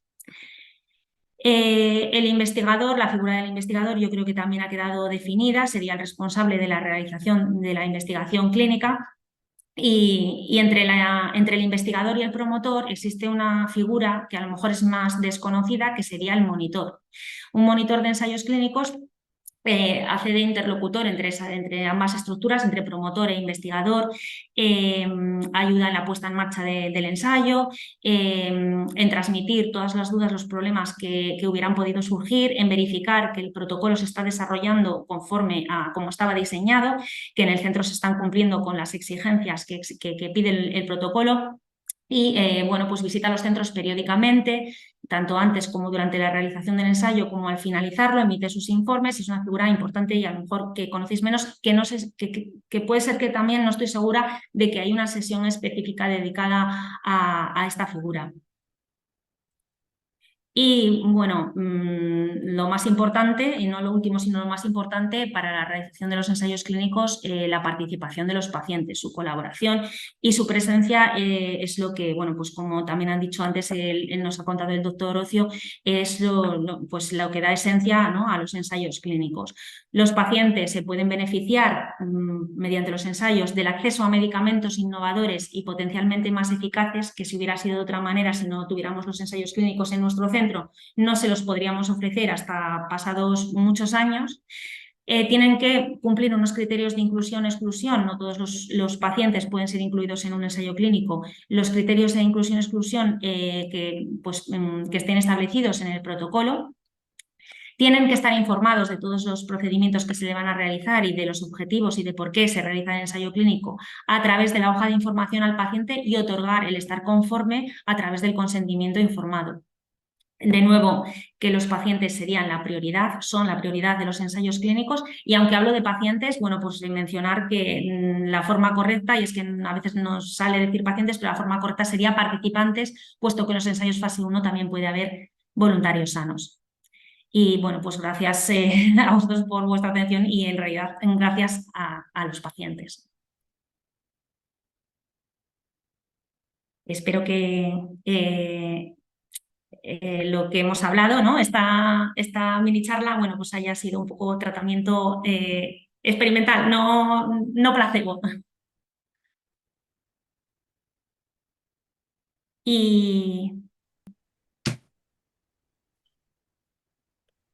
Y de nuevo, pues nada, si alguien tiene que se sienta libre de hacer algún comentario, o no necesariamente una pregunta, sino algo que quieran aportar a lo que llevamos hablado, tanto de la primera sesión como esta segunda.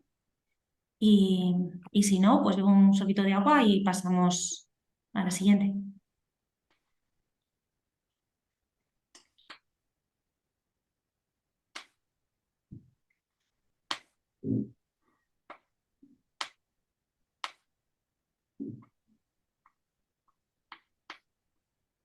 Vale, pues no sé, me despisto del reloj. Vale, son las 5:10. Yo creo que si nadie dice lo contrario, pues avanzamos y así, bueno, pues si terminamos primero.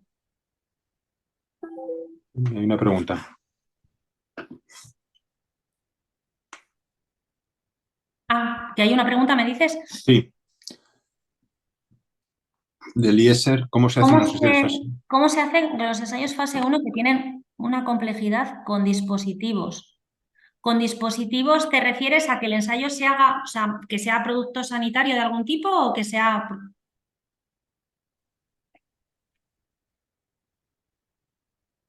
Bueno, los ensayos fase 1 en realidad con producto sanitario, o sea, que no sea un medicamento, sino que sea pues por ejemplo, un catéter que se pone diferente o como, bueno, pues sigue un poco el mismo procedimiento, solamente que, claro, obviamente evaluar los parámetros de seguridad pues se hacen de otra manera y se hace. Pero el procedimiento para llegar a un ensayo fase 1, en verdad, y bueno, pues los trámites que hay que hacer y todo es igual que con los ensayos clínicos con medicamentos.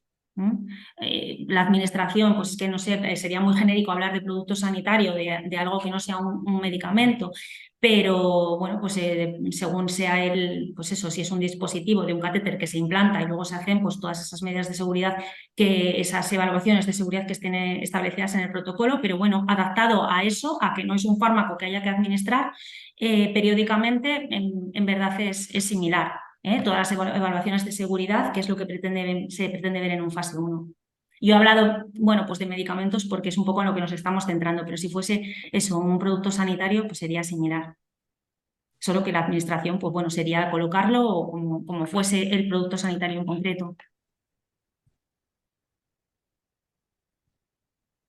No, los procedimientos, bueno, estoy leyendo porque continúa diciendo Licer que porque tendría que ser complejo el servicio donde se realiza. Bueno, pues si es pues por ejemplo, el ejemplo del catéter que decía, pues se pone en quirófano, pero normalmente no difiere demasiado de la práctica clínica habitual, salvo que el producto que se esté utilizando pues sea novedoso por el motivo que sea, pero obviamente no se realizaría, ya estamos hablando, ya si no son fármacos, si son pues eso, productos sanitarios, dispositivos que lo tiene que utilizar, colocar, administrar lo que fuese un profesional, un especialista en unas condiciones concretas, como puede ser un quirófano, pues obviamente no se realizarían en la unidad de ensayos clínicos. Lo que es colocarlo, administrarlo, ponerlo, depende del dispositivo que estuviéramos hablando. Luego las evaluaciones de seguridad sí, podrían ser lo mismo, si hay que hacerle, bueno, obviamente pruebas de imagen pues se hacen en el servicio de rayos, si es un ecocardio, pero si son analíticas, electros, etcétera, o hacer anamnesis al paciente sobre sus signos y síntomas,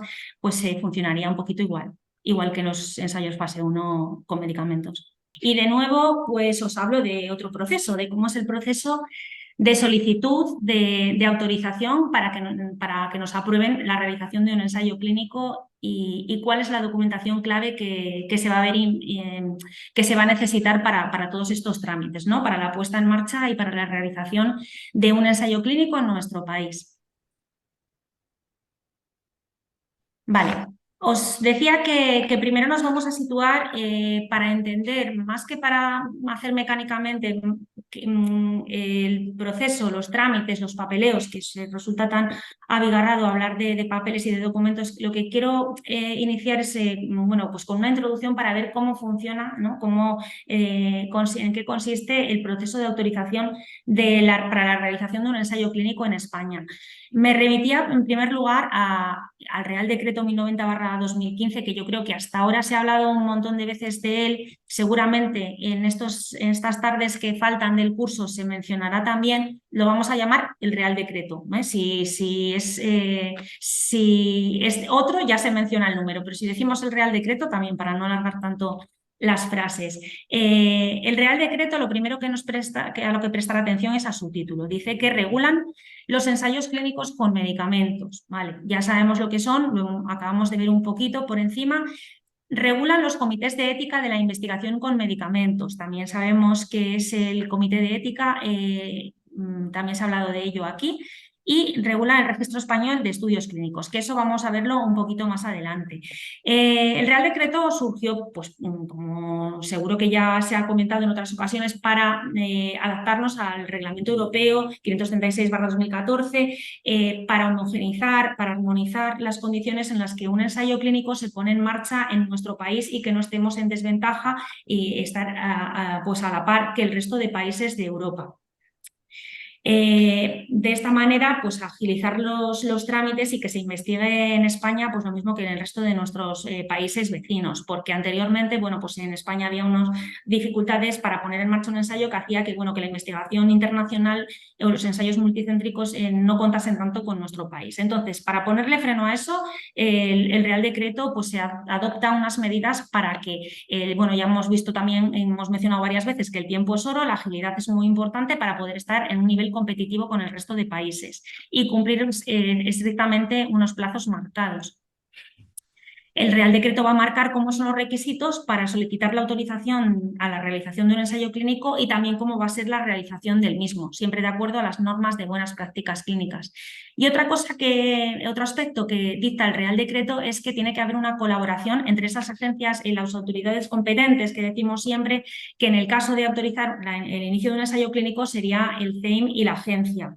Entonces, tiene que haber una colaboración entre ambas para que el diálogo no sea el promotor habla con la agencia, el promotor habla con el CEIM y luego tiene que esperar al feedback, y entonces eso abigarraba mucho los plazos, y para agilizarlos se establece que CEIM y agencia tienen que establecer una colaboración que siguiendo el documento llamado Memorando de Colaboración e Intercambio de Información entre la agencia y los CEIMs.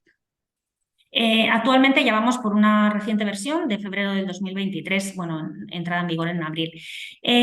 Por este memorando de colaboración se establece un acuerdo de cómo la agencia y en los CEIM, la agencia a nivel estatal y en los CEIMs, pues el CEIM de cada centro, cuando hace el CEIM de referencia, que ya vamos a ver un poquito más adelante lo que es, tienen que dialogar, tienen que comunicarse entre sí para facilitar, pues agilizar estos trámites. El canal de comunicación que se utiliza, esto ha cambiado recientemente, es CETIS, Clinical Trial Information System. De nuevo, pues nos tenemos que acostumbrar a las siglas en inglés. Este canal de comunicación es por el que tanto el promotor envía toda la documentación, y agencia y CEIM también recogen de ahí la información y además se comunican entre ellos. Esto es importante porque esto permite agilizar mucho los plazos de los que estamos hablando. Tanto a nivel europeo como a nivel español, pues se establece eso, que tiene que haber la comunicación entre las agencias y CEIMs, y sobre todo se menciona el concepto de decisión única por Estado, lo que llamamos el dictamen único. El dictamen único vino a facilitar también los trámites porque a partir de él se establece que solamente un CEIM del territorio nacional, de España en nuestro caso, tiene que evaluar un ensayo clínico, y con ese dictamen el resto de CEIMs tienen que acatarlo. Es decir, se informa al resto de CEIMs, pero su opinión ya no es vinculante. El promotor escoge un CEIM de referencia y eso pues agiliza obviamente los plazos, porque ya no tenemos que depender de que cada CEIM evalúe el mismo ensayo clínico en cada centro donde se va a realizar. Una vez evaluado por el CEIM de referencia, se informa al promotor, se informa a la agencia y se informa al resto de CEIMs.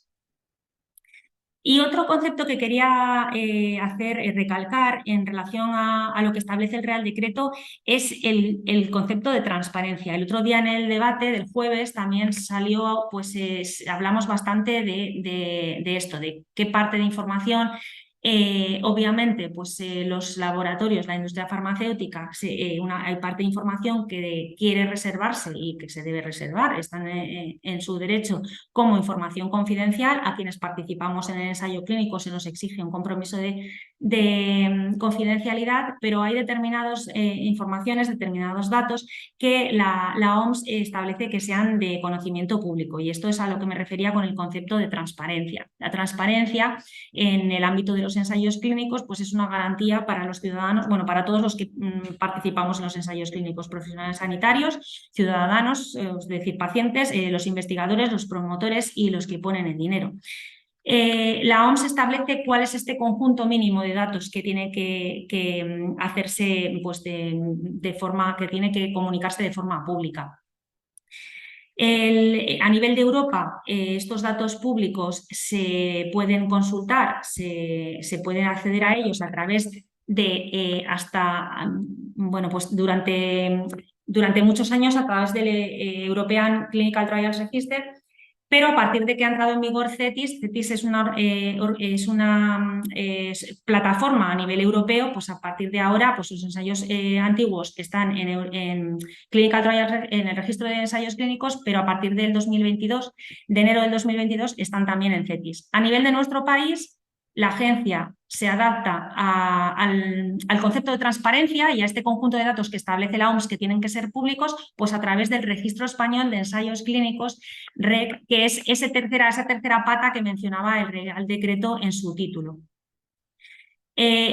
España está en Europa, obviamente, y en España también se puede utilizar el portal CETIS. Entonces, los datos, hay determinadas informaciones de los ensayos clínicos que tienen que hacerse de carácter público, de manera que cualquier profesional sanitario y también cualquier ciudadano, cualquier paciente, puede acceder a esa información a través de, en nuestro país y en idioma español, pues en REC, ¿vale? Pero también estamos en CETIS.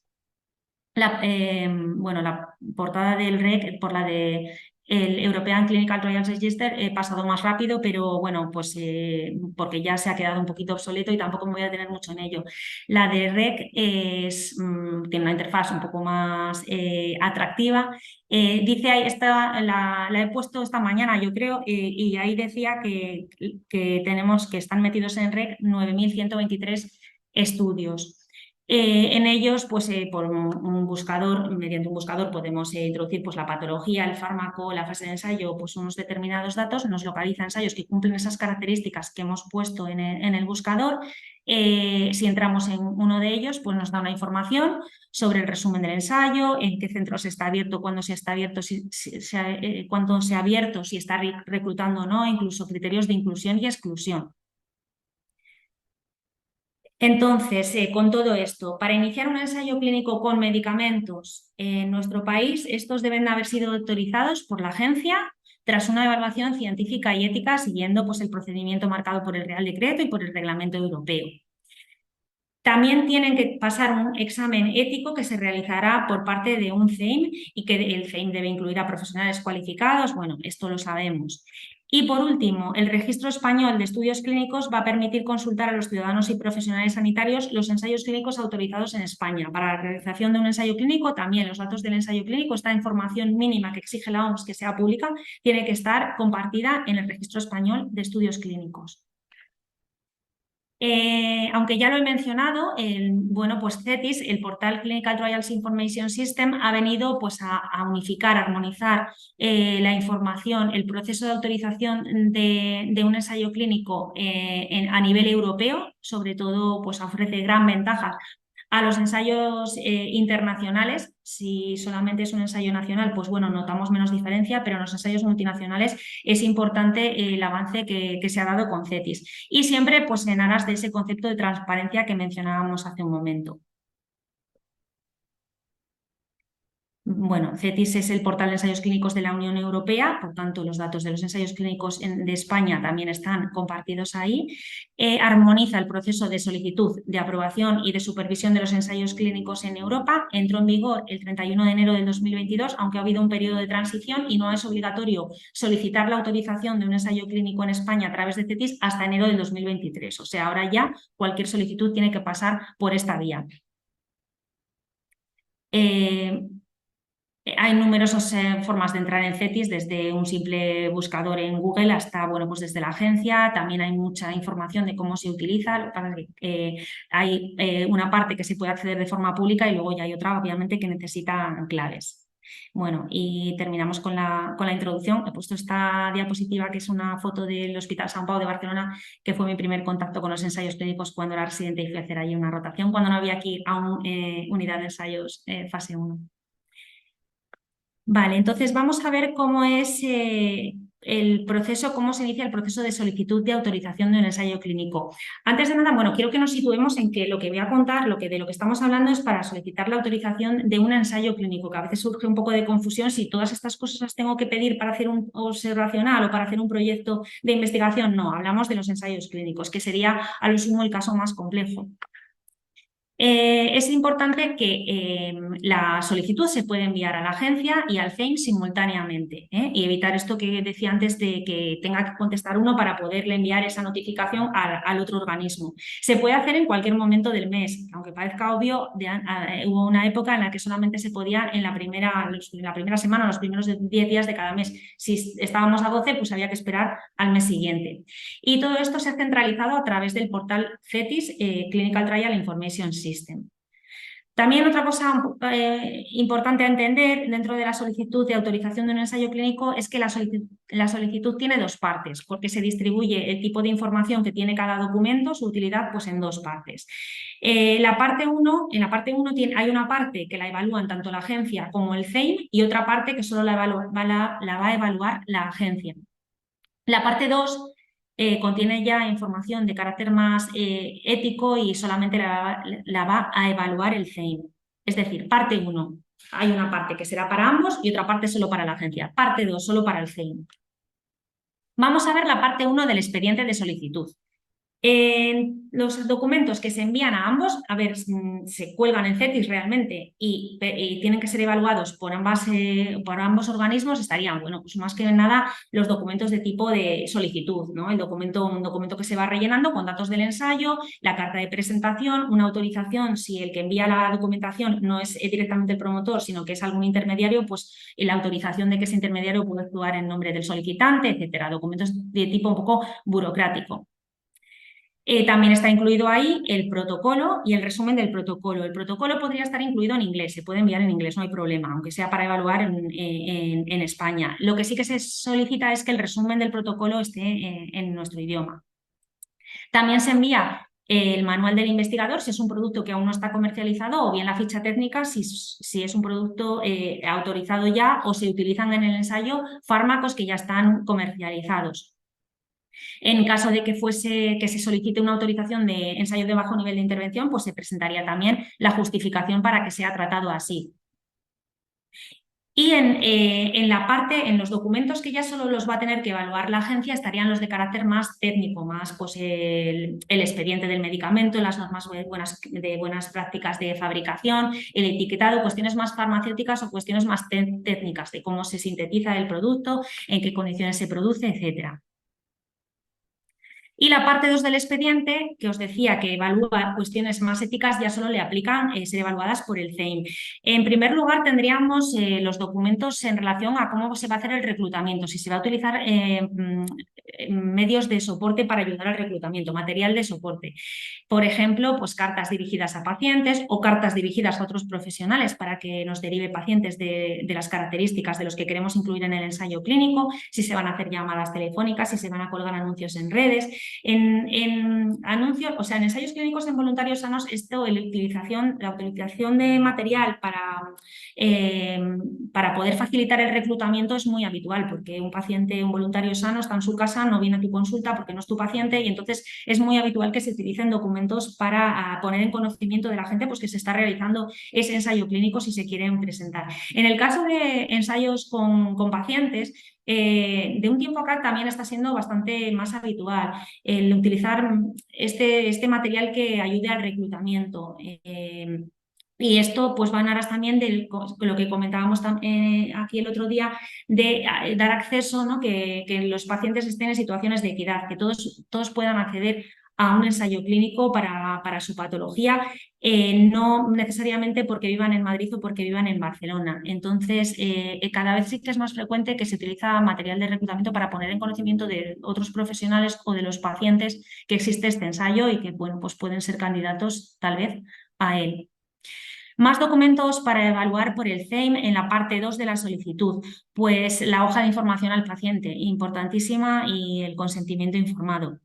Es muy habitual que pues haya, durante el transcurso del ensayo, haya algún cambio, pues porque hay más datos de seguridad, porque se incluye alguna visita más, se hace alguna modificación y entonces se hace una versión nueva de la hoja de información al paciente. En este caso, aunque haya pasado por el CEIM la original, cuando hay modificaciones se tiene que pasar de nuevo para que sea evaluada por el comité. En tercer lugar, pues los documentos el equipo investigador con sus currículums para ver que, bueno, pues que es aceptable que participen en ese tipo de ensayo clínico, que sus currículums, si tienen formación en normas de buenas prácticas clínicas, también la idoneidad de las instalaciones del centro donde se va a realizar el ensayo, que cumple con los requerimientos del ensayo, y esto lo firmaría el director del centro o el director de IDIVAL. También una memoria económica en la que se desglose pues, los pagos que se van a hacer al centro, al equipo investigador por la realización del ensayo y bueno, pues el pago de las tasas. Toda esta documentación se cuelga en el portal CETIS, ¿vale? Se recibe por los dos organismos que tienen que evaluar y tienen un periodo para contestar que se ha recibido correctamente, que no falta ningún documento y que está pues, conforme. Si hubiera algún defecto, a su vez habría que volver a reclamar esos documentos o esa subsanación de ese defecto y comenzaría entonces, una vez que está la solicitud válida, comenzaría el plazo para la evaluación. La evaluación, hemos visto que por los mecanismos que introdujo el Real Decreto, las modificaciones que se han hecho posteriores y el memorando de colaboración entre la agencia y el CEIM es más rápida y tiene que cumplir unos estrictos plazos. También lo facilitan el memorando y un documento de instrucciones que está colgado en la página de la agencia y que también pues, es de bastante utilidad. A veces incluye preguntas frecuentes que pueden surgir porque bueno, pues, las instrucciones son de una manera, pero luego nosotros nos encontramos en una situación concreta y eso muchas veces está solucionado en las preguntas frecuentes. Vale, presentada toda la documentación, aceptada, lo están evaluando el CEIM y la agencia en paralelo. Entonces, la agencia prepara el borrador del informe de evaluación de la parte que es su responsabilidad en la parte 1. El CEIM prepara el borrador de los documentos que son responsabilidad suya en la parte 1, se comunican entre ellos y la agencia comunica el dictamen. Y sobre la parte 2, pues lo evalúa el CEIM porque toda la documentación de la parte 2 era competencia del CEIM. Para darle una vuelta más de tuerca, y tampoco quiero complicar mucho y saturar con información, ahora hay algo parecido, desde la entrada en vigor de CETIS, hay algo parecido al dictamen único a nivel europeo. Pero esto afecta solamente a la parte 1. La parte 2 sigue teniendo que ser evaluada por el CEIM de referencia de cada país, pero la parte 1 puede ser evaluada por solamente una pues agencia, en nuestro caso la Agencia Europea, la Agencia Española de Medicamentos y el CEIM de referencia, del país que el promotor escoge como lo que han llamado estado notificante. El promotor escoge un país y en ese país se hará el informe de la parte 1. Los demás centros, en este caso, no tienen que acatarlo como ocurría con el dictamen único que os comentaba antes. En este caso, podrían poner objeciones o hacer comentarios, aunque sí que al final el estado escogido como estado notificante va a ser quien tenga la última palabra, pero sí que se escucha al resto de países. Es decir, la parte 1 en un ensayo internacional la evaluaría uno de los países europeos, su CEIM de referencia y la agencia. Y la parte 2, pues ya sí que la tiene que evaluar el CEIM de referencia de cada país. Esta decisión se comunica a través del portal CETIS, tanto la conclusión sobre la parte 1 como el de la parte 2, y se emite la decisión final, que puede ser autorización con condiciones o que se deniegue la realización del ensayo clínico. Con todo esto, ¿qué necesitamos para empezar un ensayo clínico en nuestro país? Pues tanto la autorización de la agencia, el dictamen favorable del CEIM, la activación del centro en el Registro Español de Estudios Clínicos y la firma del contrato con la dirección del centro donde se va a realizar ese ensayo. Y estos son los requisitos finales que se tendrían que cumplir para la puesta en marcha de un ensayo clínico en nuestro país. En la página de IDIVAL, en el apartado del CEIM, hay a su vez un apartado de requisitos en donde está recogido pues, los requisitos, los documentos que son necesarios para solicitar la autorización de un ensayo clínico, que es lo que hemos visto, pero también algún modelo de estos documentos que se piden y también de estudios observacionales o de proyectos de investigación.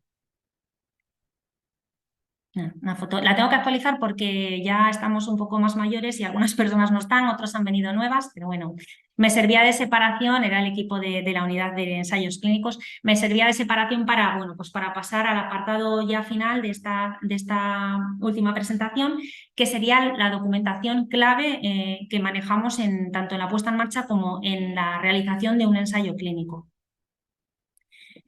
Lógicamente, pues con todo lo complejo que es ejecutar un ensayo clínico, bueno, nos vamos a juntar con una cantidad inmensa de documentos. Para que tengan sentido, para que nos sirvan de algo, tienen que estar archivados con orden. Normalmente se sigue pues, un orden un poco estándar para que cada persona que busca un determinado documento dentro de toda esa documentación pues lo encuentre. No sirve de nada si está todo desordenado, o sea, la esencia es que estén correctamente archivados y obviamente al inicio tenemos un número de documentos ya bastante importante, pero es que además durante el desarrollo del ensayo este número de documentos va aumentando y por eso es muy importante tenerlo siempre bien ordenado, bien archivado. Lógicamente tienen que estar en un lugar accesible para que nos sirva de utilidad si tenemos que buscar en un momento dado el manual del investigador. A ver, ahora a día de hoy normalmente hay una copia en PDF que tenemos accesible en cada ordenador, pero bueno, que es importante que todos los documentos sí que estén bien archivados porque nos puedan servir para nosotros de ayuda y también porque puede venir una inspección o una auditoría en cualquier momento y esa información tiene que estar accesible para que sea revisada. Todo lo que sucede en un ensayo clínico, desde el inicio hasta el fin, tiene que dejar un rastro en esta documentación, una trazabilidad de todo lo que ha ocurrido, de manera que alguien que no ha estado nunca en el centro viene, por ejemplo, un inspector, y tiene que ser capaz de reproducir con esa documentación lo que ha ocurrido, comprobar que todo se ha hecho de acuerdo al protocolo, de acuerdo a las normas de buenas prácticas clínicas, o si ha habido una incidencia, ser capaz de ver en dónde ha habido, de identificar dónde ha ocurrido el problema. Yo lo comparo un poco como a la caja negra de los aviones, esa caja negra que parece ser que es roja, y que queda ahí, deja ahí trazabilidad todo lo ocurrido de manera que sea capaz de reproducir eso, todo lo que ha ocurrido tanto para bien como para mal dentro de la realización de un ensayo clínico. Entre esa documentación que vamos a tener en esa caja negra va a estar pues, bueno, documentación de tipo más administrativo, como los datos del equipo investigador, del promotor, números de contacto, si hace falta localizar a alguien inmediatamente, pues ahí están todos los datos, pero también documentos pues, como el protocolo, importante, y todas, incluso si hay modificaciones posteriores, por eso os decía que partimos de un número de documentos, pero que normalmente se va hasta casi duplicando durante el desarrollo del ensayo. Cuaderno de recogida de datos, aunque sea portal web, normalmente hay una copia en papel también guardada, la información que se entregue a los sujetos del estudio pues para cómo tienen que tomar la medicación o dónde van recogiendo que si la toman o no, a qué hora, etcétera. Los listados de los pacientes, esto sí que es importante, hay un documento dentro de estos logs de pacientes en los que se tiene que vincular su nombre real con la fecha en la que firma el consentimiento informado, la que inicia su participación en el ensayo y el código que se le ha dado en el ensayo. Por la Ley Orgánica de Protección de Datos vigente, obviamente, no puede figurar el nombre real del paciente en toda la documentación del ensayo clínico, salvo en dos sitios, salvo en este log que nos permitirá relacionar cada código de cada paciente con cuál es su identidad real, porque puede ser necesario volver a ella incluso cuando ya se haya terminado el ensayo clínico. Este documento sería o de este tipo, de como el que os estoy poniendo en la diapositiva, y obviamente solamente puede estar en el centro, no puede salir de ahí. Más documentación, pues la hoja de información al paciente, tanto la versión vigente como todos los consentimientos firmados de los pacientes que hayan sido incluidos ya. El manual del investigador o bien ficha técnica si estamos utilizando medicamentos que ya estén comercializados, como son las instrucciones de manejo del fármaco. Si se utilizan en laboratorios del hospital, pues los controles de calidad, cuáles son los rangos de la normalidad, también cómo se van a aleatorizar los pacientes o si es un ensayo ciego, cómo se va a abrir el ciego en caso de que haya una emergencia y haya que saber si al paciente le correspondió el tratamiento en investigación o bien el placebo, el modelo de las etiquetas y luego una documentación específica del centro y del equipo del centro, como el acuerdo de confidencialidad, compromiso, idoneidad de las instalaciones y la conformidad de los servicios implicados. cuál es el equipo que está participando en el ensayo y cada miembro del equipo qué tareas se les ha asignado, y eso tiene que estar firmado por el investigador principal. Los currículos del investigador principal y de los colaboradores, también su formación en buenas prácticas clínicas, el seguro para cubrir pues la responsabilidad de si ocurriese algo a los pacientes, el dictamen del CEIM y de la agencia, los informes de monitorización, todos los que realizan esa figura que os comentaba antes de monitor, cada vez que va al centro y emite un informe pues de lo que ha visto durante su visita, eso también hay que tenerlo archivado, etcétera. Dentro de estos documentos, nada, simplemente los que son más importantes, porque mucho, pues bueno, son cosas un poco administrativas o burocráticas, pero súper importante el archivo del investigador, que en realidad decir el archivo del investigador quiere decir el conjunto de todo lo que he mencionado antes. Archivo del investigador, aunque pueda parecer que es una carpetita, en realidad hace referencia a 4 o 5, a veces una maleta llena de documentos, y que también lo podéis oír nombrar como Trial Master File, archivo maestro, etcétera. Caja negra también a veces se le llama, y es el conjunto de todos los documentos esenciales del ensayo. Los documentos esenciales permiten evaluar cómo se ha realizado el ensayo clínico, tienen que dejar esa trazabilidad que mencionaba y tiene que estar disponible si hay una inspección. Una vez cerrado el ensayo, hay que conservarlo en un lugar seguro durante 25 años, transcurrida la finalización. Hay dos archivos, dos copias idénticas del archivo del investigador. Una está localizada en el centro donde se realiza el ensayo clínico y la otra está en las instalaciones del promotor. Son copias idénticas excepto por 2 documentos. Uno sería el Subject Identification List que os mostraba antes, es el único documento donde está la identidad del paciente, o uno de los 2 únicos documentos, y el otro es el consentimiento informado, firmado. Esos 2 documentos solo van a estar en el archivo del investigador del centro, nunca en las instalaciones del promotor, por protección de datos. Otro documento importante, el manual del investigador, en donde está contenida toda la información. Si estamos utilizando fármacos que no están comercializados, pues nos tienen que pasar la información o lo equivalente a la ficha técnica, donde podemos encontrar todo, pues bueno, los datos de cómo se maneja el medicamento, de cómo se hacen reducciones de dosis, etcétera. Y ficha técnica, bueno, en el caso de medicamentos ya autorizados. El protocolo, que es el libro de instrucciones, el manual de instrucciones del ensayo, ¿no? Que nos dice pues, cómo tienen que ser las visitas, lo que hay que hacer en cada visita, qué hacer ante un efecto adverso, cómo reducir dosis, los retrasos máximos que se permiten en la medicación, etcétera. También sigue un orden estándar porque es la manera de que nos permita encontrarlo rápidamente, que es como lo solemos necesitar.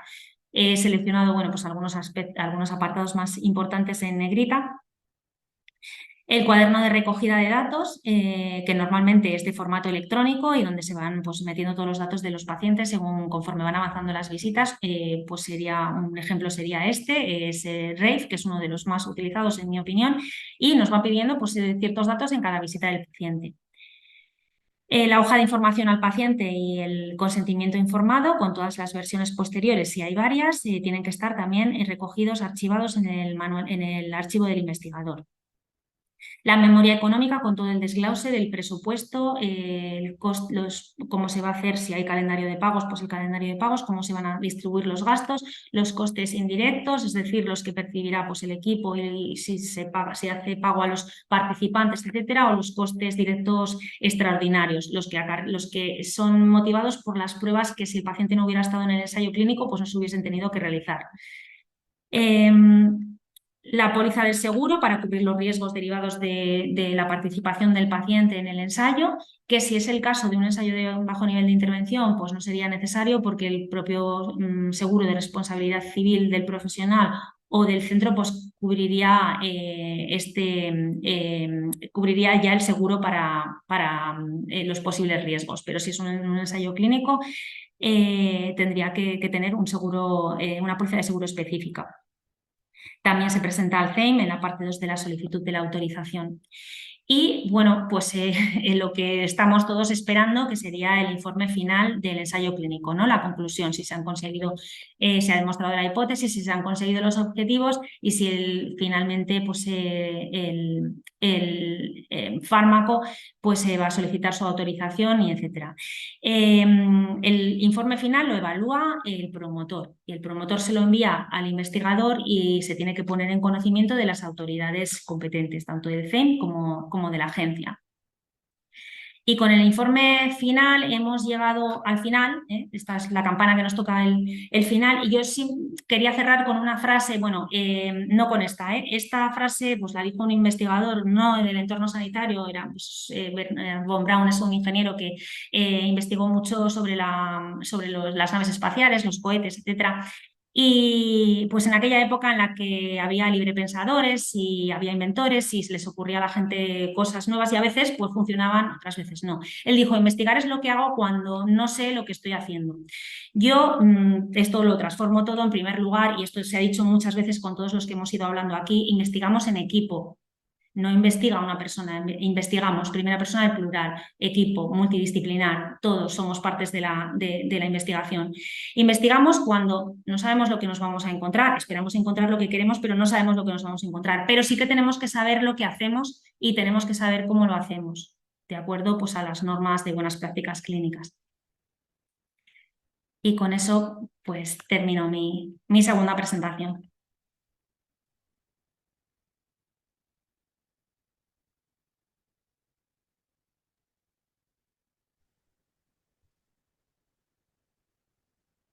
Sé que el tema era un poco árido, ¿eh? No, pero muy bien, Noelia. Gracias. Perfecto, muy bien. Pues nada, buena tarde a todos y nada, hasta mañana los que sigáis por aquí. Eso, muchas gracias a todos. Gracias. Chao.